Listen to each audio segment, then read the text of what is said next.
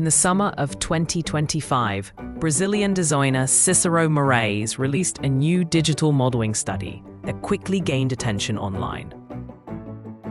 His conclusion? That the Shroud of Turin was not placed over a real body, but instead over a sculpted figure, a bas-relief. That's a shallow, carved form, like the kind seen on coins or monuments. He simulated how a cloth would drape over both a human body and a bas-relief sculpture. And based on the results, he argued that the Shroud's image more closely resembled the imprint of a bas-relief. In other words, Moraes believes the Shroud is a forgery, a carefully crafted medieval artwork. But there's a problem. Actually, several. His theory isn't new, and more importantly, it doesn't fit the facts. In 1978, a team of scientists from Los Alamos National Laboratory, NASA, the Jet Propulsion Lab, and other research institutions formed the Shroud of Turin Research Project, or STURP.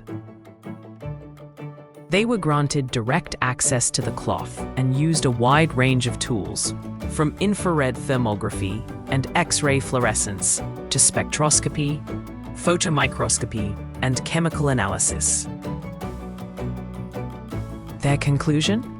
We can conclude for now that the Shroud image is that of a real human form of a scourged, crucified man.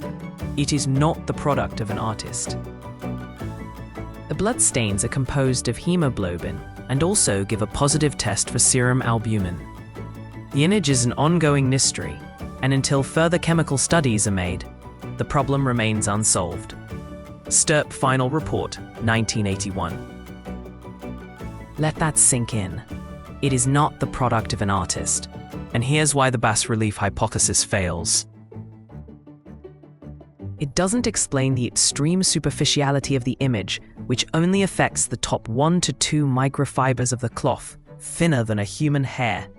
It doesn't explain how the blood got on the cloth before the image, a fact confirmed by ultraviolet fluorescence and spectral analysis. It doesn't explain the lack of distortion from pressure or contact.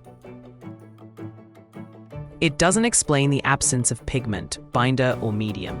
It doesn't explain the 3D topographical data encoded in the image's brightness values. And it doesn't explain why no one in history, ancient or modern, has been able to replicate it. To his credit, when Dr. Tom Dallas posted a response to Moraes' study on his website, he kindly responded. You can read their brief exchanges in the comments section of that post. Cicero Moraes is a gifted digital artist, but even the most talented modeling can't overturn hard physical data. And in this case, the science is not on his side.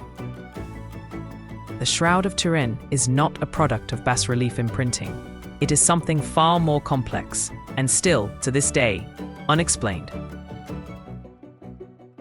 Next time, we'll ask, if it's not art and not forgery, then how did the image form?